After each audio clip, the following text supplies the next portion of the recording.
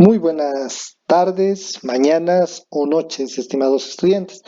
El día de hoy vamos a entrar a ver un complemento bastante interesante y muy útil para lo que es el manejo de un método complementario o paralelo, si se lo quiere ver así, a la dinámica. Este método, sumado al trabajo, energía y cantidad de movimiento, bueno, con la cantidad de movimiento, nos va a permitir blindarnos para poder hacer estudios de colisiones y de otro tipo de aplicaciones bastante interesantes. Les agradezco mucho por su atención y espero que disfruten de la cantidad de movimiento en la física 1. Soy el ingeniero Ernesto Musquivar Caballero y espero disfruten del video. Bueno, empezaremos hablando de esto. ¿Qué es la cantidad de movimiento?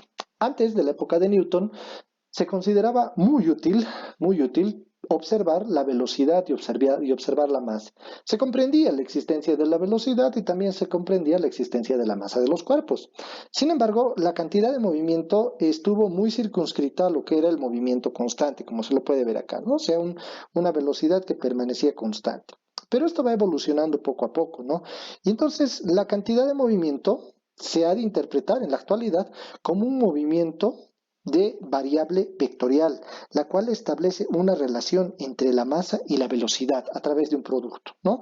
P para nosotros, como su denominación general lo indica, es la cantidad de movimiento, M va a ser para nosotros la masa y B de entilabial será la velocidad de movimiento.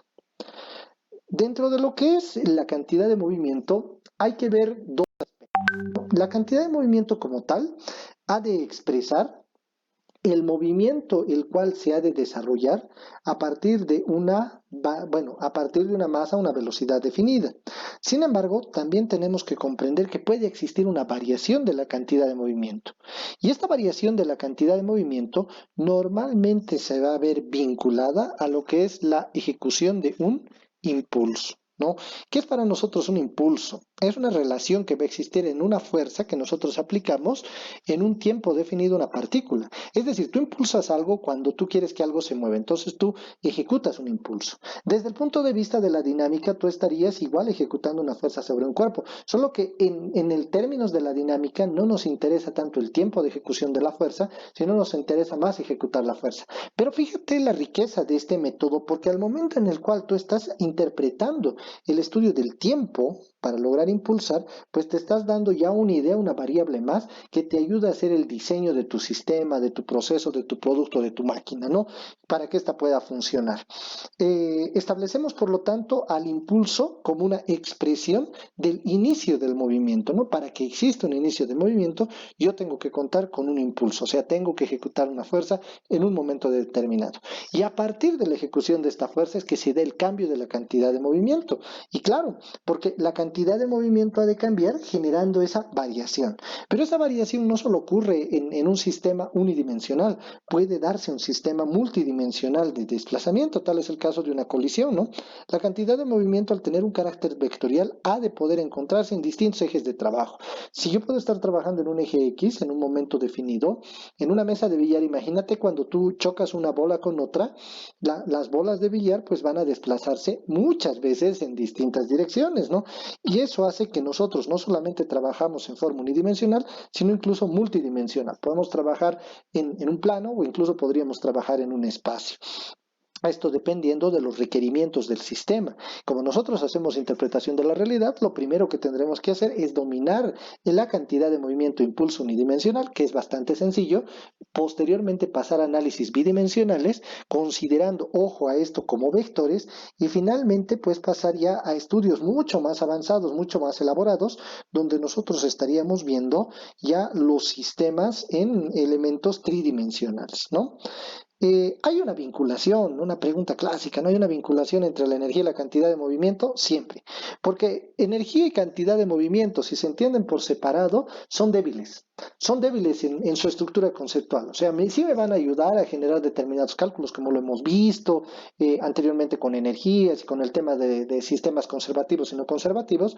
Y de igual forma, la cantidad de movimiento me ayudaría a hacer pequeños análisis, ¿no? Pero sumadas ambas estructuras conceptuales, me van a permitir tener un acervo teórico tan grande que voy a poder enfrentarme a problemas de la dinámica de una manera muy sencilla. Se constituyen los dos en un método alternativo a la dinámica, donde la cantidad de movimiento me va a brindar el estudio de energías, ¿no? Y me va a dar esa estructura vectorial que yo necesito para la parte de energías. No te olvides que en la parte de energías tú tenías productos escalares, pero con la introducción de la cantidad de movimiento ya le vas a poder dar ese espacio, ese estudio vectorial, y por lo tanto complementamos de manera perfecta al estudio dinámico. Ahora bien, en todo esquema de trabajo siempre hay elementos que son bastante peculiares. Y uno de estos elementos peculiares es la conservación de la cantidad de movimiento. ¿Será importante la conservación de la cantidad de movimiento? Siempre. ¿Por qué?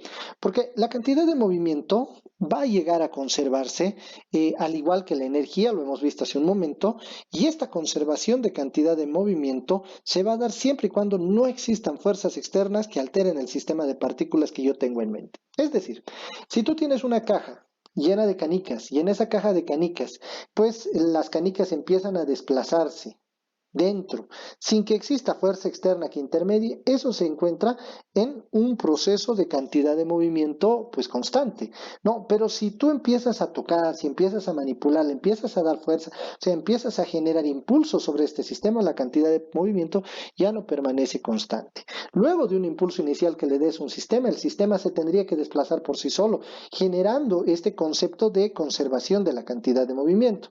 La conservación de la cantidad de movimiento es muy importante, especialmente para analizar las colisiones de los sistemas, ¿no? Cuando existe una colisión, hay este proceso de intercambio de energía e intercambio de cantidad de movimiento.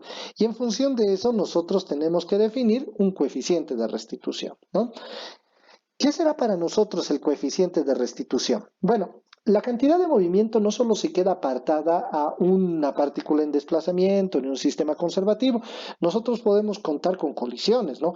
Y estas colisiones permiten llegar a establecer relaciones entre los materiales a partir de un factor, que el factor se denomina coeficiente de restitución.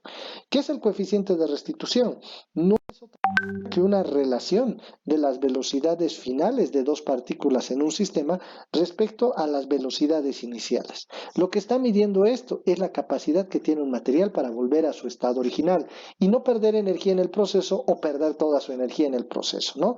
Y por eso tenemos una variación de cero, que es un estado completa de deformación, y un estado 1, que es un estado de conservación, ¿no?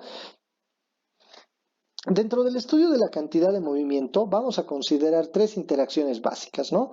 Nosotros podemos considerar el primer caso, que es la colisión perfectamente elástica, o simplemente denominada elástica, donde el coeficiente de restitución va a tener un valor de 1, una colisión inelástica, donde ese coeficiente va a tener un valor que vaya entre 0 y 1, y finalmente vamos a tener una colisión plástica, donde el valor sea exactamente de 0. La colisión elástica. A ver, cuando nosotros pensamos en una colisión elástica, creo que debemos hacer referencia a la poligoma, que es lo más cercano que tendríamos, ¿no? Una colisión elástica. Piensa en dos elementos para esto, ¿no? Piensa primero en un plato de porcelana que lo tienes en la mano, que lo botas al suelo. No, pues efectivamente sabes lo que va a pasar. La mejor de las situaciones es que el plato no se parte. Lo más común es que el plato se va a partir, ¿no? Pero el plato no va a rebotar hasta tu mano. Y agarran del otro lado una pelota de goma, ¿no? Y la pelota de goma o la poligoma, golpeala en el suelo y con toda seguridad que va a alcanzar una altura, tal vez no la misma de tu mano porque hay una pérdida de energía, los sistemas, ya les he dicho, no son perfectos, intentamos idealizar los sistemas y no necesariamente representarlos como realmente son, pero con seguridad que la poligoma sí se va a elevar, ¿no?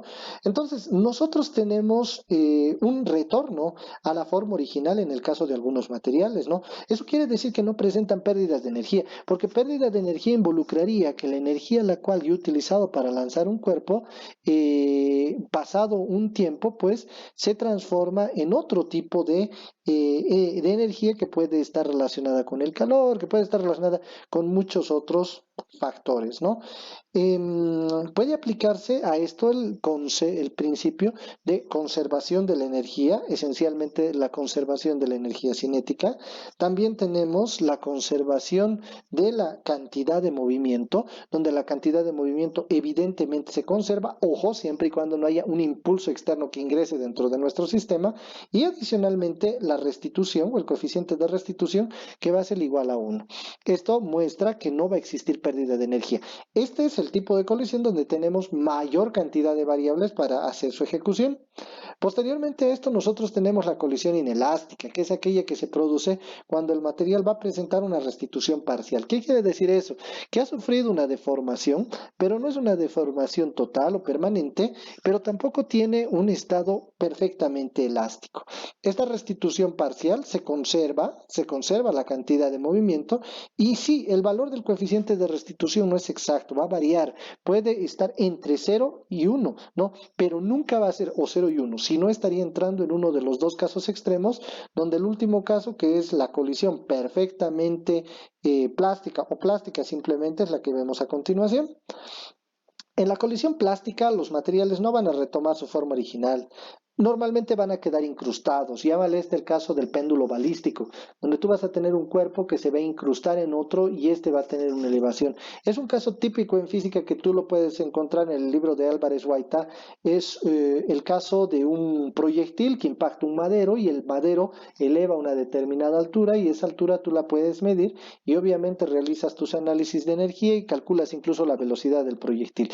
Una técnica muy utilizada para poder analizar la velocidad de proyectiles o la fuerza que vaya a tener un elemento, ¿no? Una pistola o la carga de pólvora que pueda tener un proyectil, ¿no?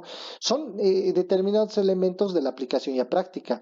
Lo importante de todo esto es considerar que la cantidad de movimiento se conserva y se tiene un coeficiente de restitución igual a cero. ¿No?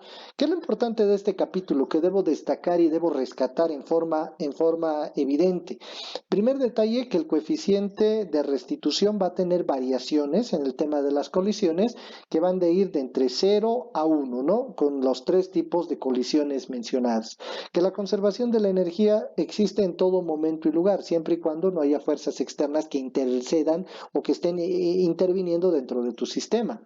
Tenemos además que mencionar que en la cantidad de movimiento se puede hacer un análisis unidimensional o multidimensional.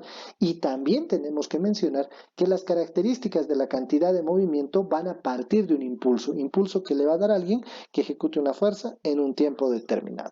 Con todo este bagaje de conocimientos que hemos podido poner el día de hoy en sus manos, pueden hacer un análisis mediante dinámica, cantidad de movimiento y energía para lograr similares resultados en muchos ejercicios. Mucho depende de la cantidad de información que nos brinda el problema para que nosotros podamos tomar uno u otro camino o incluso ambos en algunos casos. Eso ya lo estaremos viendo en las clases prácticas que les ruego podamos ir asistiendo para poder desarrollar una conceptualización un mayor del tema. Soy Amet Ernesto Musquíbar y esta ha sido la parte de cantidad de movimiento. La siguiente tutoría nos estamos viendo para ver otro tema dentro de la física 1. Muchísimas gracias.